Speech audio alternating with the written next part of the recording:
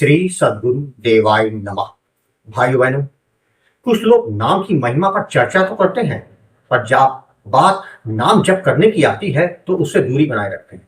सोचिए भाई, अगर हम नाव के किनारे खड़े होकर केवल उसकी चर्चा करते रहें पर उसमें बैठ के नदी पार ना करें तो क्या हम कभी पार हो पाएंगे?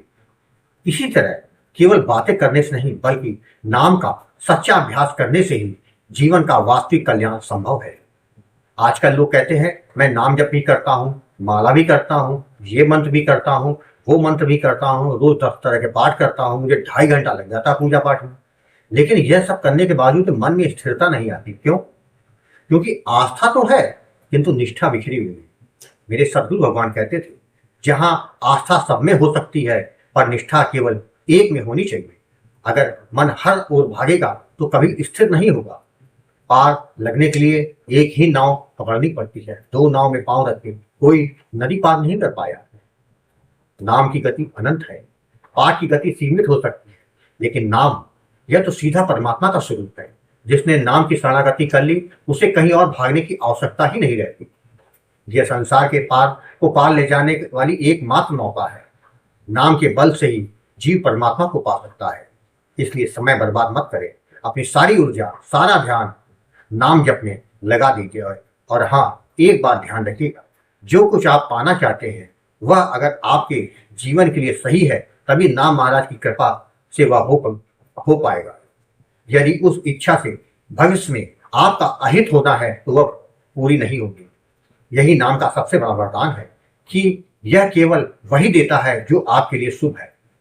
नाम से बढ़कर आपका कोई हितैषी नहीं। अगर आपकी कोई प्रार्थना पूरी नहीं हो रही है तो समझ लीजिएगा यह आपके लिए सही नहीं थी। नाम महाराज पर पूर्ण विश्वास रखिए, भावपूर्ण शरणागति करिए, तभी वास्तविक कल्याण होगा। नाम ही वो शक्ति है जो जीवन के दुखों के पार कर परमात्मा की गोद में पहुंचा देती है। इसलिए भटकाव छोड़िए, एक नाम को पकड़िए, उसमें लीन हो जाइए। नाम ही परम मार्ग है, नाम ही परम सत्य है। आज जो कथा यदार्थ सुनाने जा रहा है वह पश्चिम बंगाल से विमल जी ने भेजी है, जिसको सुनकर आप भी नाम जप से होने वाले चमत्कार को समझ पाएंगे। वही कथा यदार्थ आज सुनाने जा रहा है। इस कथा को जानने के लिए इस वीडियो को आखिर तक अवश्य देखिएगा।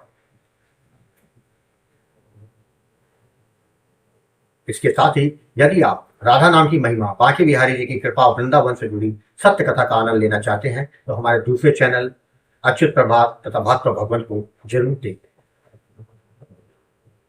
जिसका कोई नहीं उसका भगवान होता है, यह पंक्ति मैंने किताबों में पढ़ी थी, पर उसके असली अर्थ का अनुभव मुझे तब हुआ जब जीवन ने मुझे अंधेरे में ढकेल दिया।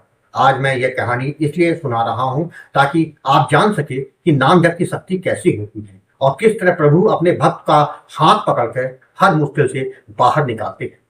मेरा नाम विमल है, मैं पश्चिम बंगाल का रहने वाला हूँ। कामकाज यही है, इसीलिए परिवार को भी यही लाना पड़ा। दिसंबर 2023 की बात है। मेरी पत्नी 3 महीने की गर्भवती थी। यह समय हर महिला के लिए नाजुक होता है। उसे सबसे ज्यादा देखभाल और सहारे की जरूरत होती है, लेकिन मेरे साथ ऐसा नहीं था। मैं और मेरी पत्नी के अलावा घर में कोई नहीं था। परिवार के सब लोग जानते थे, लेकिन कोई मदद करने नहीं आया। मैं अकेला ही सब कुछ संभाल रहा था। दिन भर काम पर जाना जरूरी था, वरना घर का खर्चा कैसे चलता। लेकिन दिल में डर हमेशा बना रहता था कि पत्नी को अकेले छोड़कर जा रहा हूँ, अगर कुछ हो गया तो। मेरी पत्नी की तबीयत ठीक नहीं रहती थी, लगातार उल्टियां होने से उसका शरीर कमजोर हो गया था। मैं बाहर रहता और घर पर वह अकेली बीमार हालत में।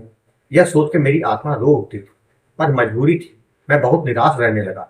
इन्हीं दिनों एक दिन मैंने यूट्यूब खोला, वहां एक वीडियो सामने आया, राम नाम का प्रताप। सोचा थोड़ा सुन लेता हूँ। वीडियो खत्म होते ही मन को एक अलग शांति मिली और एक और वीडियो देखा, फिर दूसरा, और देखते देखते मैंने कई वीडियो देख डाले। मुझे ऐसा लगा कि कोई मेरे अंदर से कह रहा हो यही रास्ता है, यही सहारा है। उस दिन मैंने ठान लिया कि अब मुझे भगवान का नाम लेना है। 9 जनवरी 2024 को मैंने पहली बार गुरुजी आपको फोन किया। मेरा फोन आपने उठाया। मैंने अपनी सारी परेशानी आपको बताई। गुरुजी आपने कहा, बेटा नाम ही एकमात्र सहारा है। मैं तुम्हें सीताराम नाम का दान देता हूँ। विधि से नाम जप करना, नियम से करना और देखना सब ठीक होगा। मैंने वही किया, नाम जप शुरू किया। पहले मन नहीं लगता था, बार बार ध्यान भटकता था, पर धीरे धीरे ऐसा लगा कि जैसे कोई बोझ उतर रहा, मन हल्का होने लगा और सबसे बड़ी बात, डर समाप्त हो गया।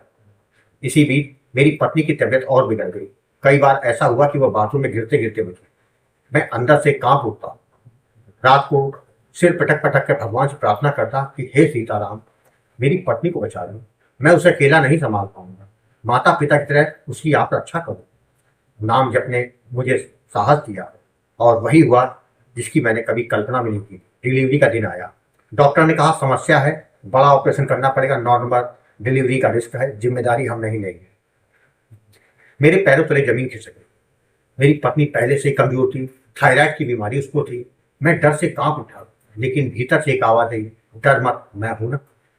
मैंने मन ही मन सीताराम का जाप करना शुरू कर दिया। पूरे 4 दिन तक मैं अस्पताल में बैठा, केवल प्रार्थना करता रहा। शाम के 5 बजे फोन आया, बधाई हो, बेटी हुई है, नॉर्मल डिलीवरी हुई है। मेरी तो खुशी का ठिकाना नहीं था।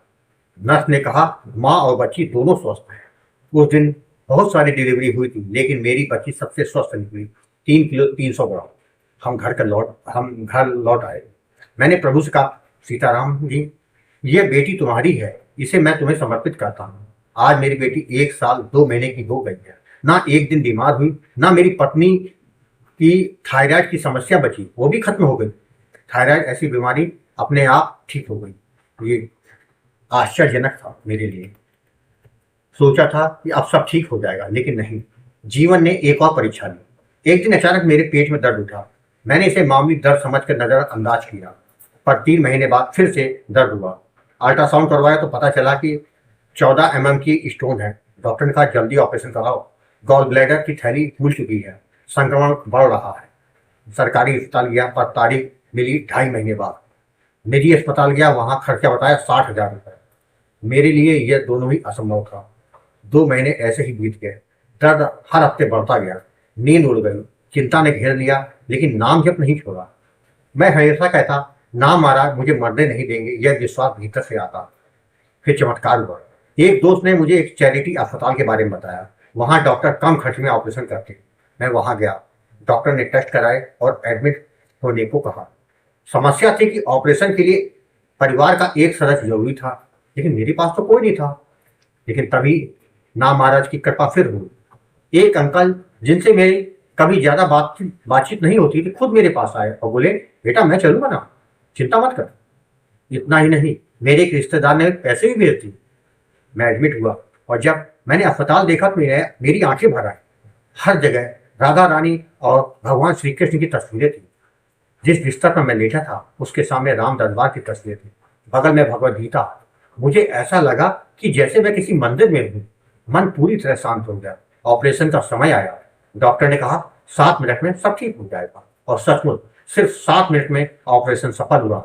मैं जानता था यह सब कुछ केवल सीताराम जी की कृपा है। ऑपरेशन के बाद जब मैं वापस लौटा तो अंदर से एक आवाज बार बार आती थी, यह संसार तेरा नहीं है, तू यहाँ फंस गया है, तुझे अपने प्रभु के पास जाना है। अब मुझे संसार अच्छा नहीं लगता। जब घर से बाहर निकलता हूँ, लोगों को देखता हूँ, तो कलयुग का प्रभाव साफ नजर आता है। पहले मुझे ये सब नहीं दिखता था, लेकिन नाम जप ने मेरी आंखें खोली। अब मन केवल यही कहता, माता पिता पत्नी बेटी इनका कर्तव्य पूरा करूं, फिर प्रभु की शरण में जाऊं। नाम जप ने मुझे बदल दिया। पहले गलत खाना, गलत बोलना, गलत देखना सब आदतें थी। नाम जप ने गलत सोचना भी छोड़ा दिया। अब मेरी एक ही इच्छा है, प्रभु दर्शन करूं और मैं उनके पास चला जाऊं। यह सांसारिक इच्छाएं खत्म हो चुकी है। बस एक छोटी सी प्रार्थना है, प्रभु मुझे एक छोटा सा घर दे दो, ताकि किराए के घर से मुक्ति मिले। बाकी सब मैं तुम्हारे चरणों में समर्पित करता हूँ। गुरु जी, यह सब जो कुछ मेरे जीवन में हो रहा है वह केवल और केवल आपके दिए नाम जप की कृपा का ही फल है। गुरु जी, आपको मैं कोटि कोटि प्रणाम करता हूँ कि मेरा मार्गदर्शन करके मेरे जीवन को आपने संवार दिया। जब मैं पीछे मुड़कर देखता हूँ तो समझ आता है कि जिसका कोई नहीं उसका भगवान होता है। सीताराम ने मेरी जिंदगी की दिशा बदल दी। उसने मुझे निराशा से उठा के विश्वास दिया, डर से उठाकर साहस दिया, और अब इस जीवन का एक ही लक्ष्य है, नाम जपना, प्रभु को पाना और सब कुछ उनके चरणों में समर्पित करना। जय जय सीताराम। आपको कथा अच्छी लगी हो तो कमेंट में जय श्री राम लिखना मत भूलिएगा। जिससे दास का मनोबल लगातार बढ़ता रहे और अच्छी प्रेरणादायक वीडियो आपको प्रस्तुत करता रहा। आपसे निवेदन है, अगर आपके पास भी राम नाम का अनुभव हो तो उसको मेरे ईमेल या व्हाट्सएप पे भेज सकते हैं, जिस पर वीडियो बनाकर अपने चैनल में अवश्य प्रस्तुत करूंगा। ईमेल का पता, व्हाट्सएप नंबर वीडियो के डिस्क्रिप्शन में दिए हुए हैं। जय जय सीताराम।